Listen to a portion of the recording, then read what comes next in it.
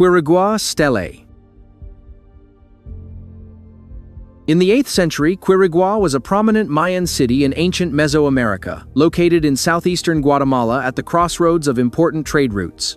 Today, it is a UNESCO World Heritage Site and home to countless surviving stone remnants of the formerly great city, including the Great Plaza and 17 sandstone stelae and zoomorphic monuments. These monoliths are engraved with intricate details and served the Mayans as calendars, storytellers, and royal icons, among other things. The Mayan rulers commissioned these standing stones to commemorate their achievements and record important astronomical and seasonal events. One of the stelae, which stands over 35 feet tall, features hieroglyphic texts describing significant social and celestial milestones and passages from Mayan mythology. Another Stela C, erected in 775 CE under King Kak Tiliwuchan-Yopat, marks the end of the Third World and the beginning of the Fourth World, according to the Mayan long count system. Some modern doomsayers predicted the end of the world in 2012 using this system, but the Quirigua stelae still stand today, attesting to the ingenuity of ancient Mayan culture. They've remained standing for so long that they've survived beyond the time their creators thought the world would come to an end. The Cockno Stone. The existence of the Cockno Stone is well known in Scotland, but it's spent a lot of the past century hidden from view. The roughly 3-foot-long rock slab was first discovered in 1887 and became a tourist attraction. But it was reburied in 1965 to prevent the priceless artifact from becoming damaged by exposure to the elements and by people walking on its surface. As scanning technology advanced dramatically, it was excavated again in 2016 for a full high-resolution 3D survey that could reveal more about the purpose and origin of this Neolithic artwork. There are over 90 engraved symbols, mostly cup and ring marks, although there's also a ringed cross and what appears to be a pair of feet with 4 toes on each foot. Similar designs have been found all over Europe, dating back 3,000 years, but nobody has ever been able to determine their meaning or significance. Because the Cockno Stone is among the most complete and detailed panels ever found, it may offer one of our best chances to finally understand them. Viking Reliquary Box. When Viking raiders took a small reliquary box from an Irish church, they did something quite unexpected upon returning to Norway.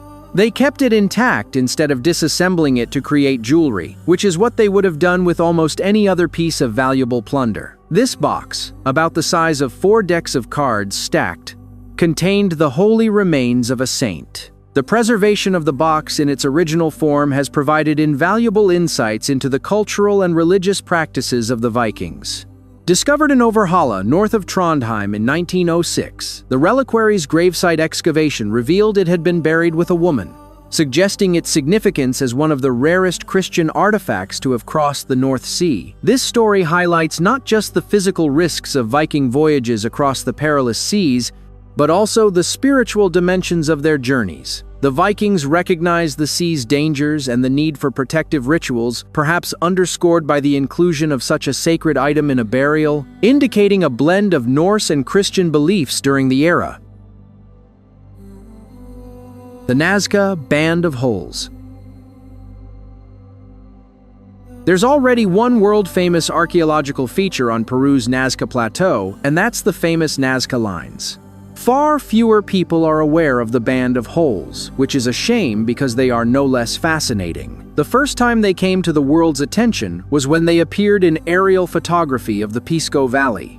Clearly, an arrangement of 7 holes in a formation like this didn't happen by accident, so what could they have been used for? They were briefly thought to be a mass grave, but that theory had to be thrown out when no evidence of human remains could be found at the site. Today, we have a new theory that comes from research carried out by the University of California in the United States of America. Experts there believe that the holes might have been used as a crude way of determining units used in taxation or trade by the Inca. Inca people didn't use coins or other forms of currency as we would understand them, so they needed a way to determine a single unit of any item being traded or taxed. If the theory is correct, that unit was equivalent to 1 holeful of whatever commodity was being sold. Tarxian temples. The Tarxian temples in Malta date back to approximately 3600 to 2500 before Christ, marking them as an essential part of Malta's prehistoric era. These temples were officially inscribed as a UNESCO World Heritage Site in 1992 within the collective listing Megalithic Temples of Malta.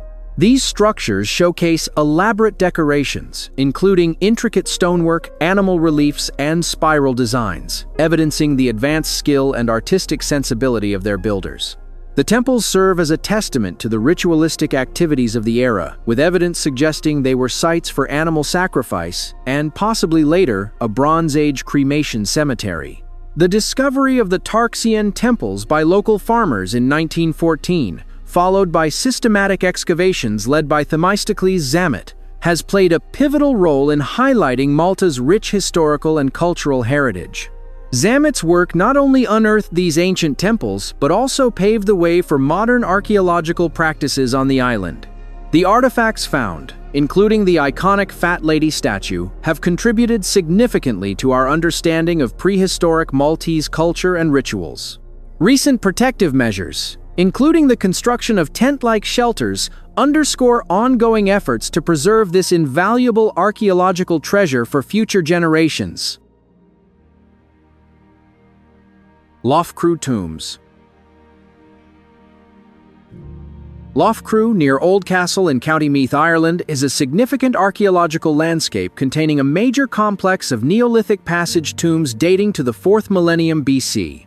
These tombs, spread across several hilltops, form one of Ireland's 4 principal passage tomb cemeteries, alongside Brúna Bóinne, Carrowkeel, and Carrowmore. The site is famous for its elaborate megalithic art and its association with Irish mythology, especially the figure of the Cailleach, the supernatural hag who, in legend, created the cairns by dropping stones from her apron. The complex includes more than 20 tombs with cruciform chambers and distinctive petroglyphs. Cairn T is particularly notable for its equinox alignment, at sunrise on the spring and autumn equinox. Light enters the passage and illuminates the engravings within a phenomenon comparable in concept to the winter solstice illumination at Newgrange. Nabta Playa. The site of Nabta Playa in Egypt is one of the most inhospitable places on Earth. It's a hot, dry desert that's barely capable of supporting life. That wasn't the case thousands of years ago when its distinctive and mysterious stone circle was built. If you thought Stonehenge in England was special, you might be surprised to find out that it has nothing on either the age or the complexity of the stones at Nabta Playa. When these stones were fixed around 7,000 years ago, the area contained a lake and grasslands, providing tribes somewhere to feed their cows and settle for a while. It was likely these early settlers who put the stone circle together. It's one of the oldest known archaeoastronomical devices in the world. Its primary purpose is to mark the summer solstice. But it also reflects the arrangement of stars in the sky. Some astrophysicists believe that the arrangement of 3 stones at the foot of the circle is a representation of Orion's belt, with the remainder of the stones around the belt representing Orion as it would have looked thousands of years in the past. Kapilavastu. In the heart of the ancient world, nestled between the modern-day borders of Nepal and India, lies the enigmatic city of Kapilavastu.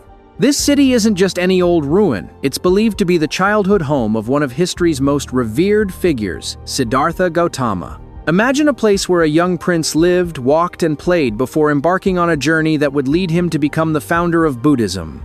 Kapilavastu, with its proposed location, is the birthplace of the Tilarakot and Piprawa, offers a tantalizing glimpse into the early life of the Buddha, long before his enlightenment under the Bodhi tree. The city, serving as the capital of the Shakya Republic during the late Iron Age around the 6th and 5th centuries BC, was more than just a political center. It was the backdrop for a significant chapter in the Buddha's life. Despite its historical significance, Kapilavastu doesn't boast the same level of pilgrimage fervor as Buddha's birthplace at Lumbini, merely a stone's throw away. Yet its story captivates those who seek to understand the origins of Buddhism.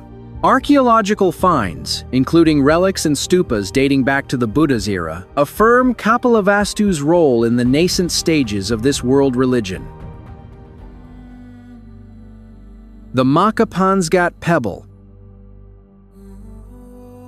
The Makapansgat Pebble looks like a crude rendition of a human face etched into a tiny piece of jasperite cobble. It can't have been designed to look like that though, because it's more than 3 million years old. Rather than being an ancient piece of art, historians think it might be the world's oldest manaport, by which we mean it's an object that was deliberately picked up from its original location and taken elsewhere, without being modified in the process. The pebble was found inside a cave in the Makapan Valley of South Africa in 1925, more than 20 miles away from the nearest possible natural source of the material it's made of. The bones of an early hominid species were found in the same cave, suggesting a connection between the hominids and the pebble. It's possible that the hominids recognized the likeness of a face in the pebble and picked it up to take it back to the cave with them because they liked it. If so, it would be the earliest known example of hominids demonstrating symbolic thought. It's a hugely controversial theory, though, and can never be proven. The Warka Vase. The Warka Vase, also known as the Uruk Vase, is one of the greatest treasures thus far recovered from the site of the ancient city of Uruk in what's now Iraq. This slim, stylish carved alabaster vessel was found in the ruins of a temple complex dedicated to the Sumerian goddess Inanna. Experts have been able to confirm that the vase was created around 5,200 years ago, making it one of the oldest surviving narrative relief sculptures in the world. Simple relief sculptures have been found that are older than this, but the narrative nature of the design is a huge step forward in both quality and complexity. The bottom register of the artifact is dedicated to life's naturalistic components, such as water, wheat, barley, date, palm, and other plants. The next register is full of ewes and rams, with humans making their first appearance on the middle register. Flora and fauna on the Warka vase appear to be ranked in order of their perceived importance, with the goddess Inanna standing atop the front portion surrounded by an elaborate shrine, where she accepts votive offerings from servants. The Sajama Lines. Let's continue with the Sajama Lines, an impressive network of linear paths carved into the highlands of western Bolivia, not far from the imposing Nevado Sajama volcano. This intricate web extends over an area of about 8,700 square miles, making it almost 15 times larger than its more famous counterparts, the Nazca Lines, situated over 620 miles away. These lines boast a combined length exceeding 10,000 miles, an astonishing feat of ancient craftsmanship. Constructed by removing the darkened topsoil to reveal the lighter earth beneath, these paths vary in length, with some extending over 12 miles, cutting through the rugged landscape in remarkably straight lines. What captivates the imagination most, perhaps, is their purpose. Believed to have been used by indigenous peoples for navigating pilgrimages to sacred sites, connecting villages with shrines and burial towers. Even into the early colonial period and up to the present day, these lines have continued to serve as spiritual connectors for the Aymara people, linking ancient practices with colonial-era Catholic churches and continuing to be a part of the living cultural landscape. The Sajama Lines stand as a monumental testament to the ingenuity and spiritual depth of Bolivia's ancient inhabitants, enveloped in the mystery of their origins and the silent stories they continue to tell. Cappadocia Fairy Chimneys. Looking at the enchanting world of Cappadocia in Turkey, one can't help but be mesmerized by the landscape's otherworldly beauty, dominated by the famous fairy chimneys. These remarkable natural towers, shaped over millions of years, are not just a feast for the eyes, they're steeped in history and mystery. Formed from volcanic ash that solidified into soft volcanic rock, these formations have been sculpted by the forces of nature into shapes that fire the imagination. The crowning glory of each chimney is a harder capstone that has protected its softer body from the elements, creating a landscape so unique that it seems plucked from a fairy tale. But there's more to Cappadocia than just its visual allure. The region is a tapestry of human endeavor and resilience woven over centuries. Ancient civilizations, including the Hittites around 1,800 BC, recognized the potential of this soft rock and carved out an intricate network of homes, churches, and even entire underground cities, such as the awe-inspiring Derinkuyu. This subterranean marvel could shelter up to 20,000 people, complete with livestock floors, living quarters, and essential amenities, a testament to the ingenuity of its inhabitants. And so we conclude our list of mind-blowing archaeological discoveries. If you enjoyed it, leave a like, subscribe so you don't miss our next revelations of forgotten history, and tell us in the comments which discovery blew your mind the most.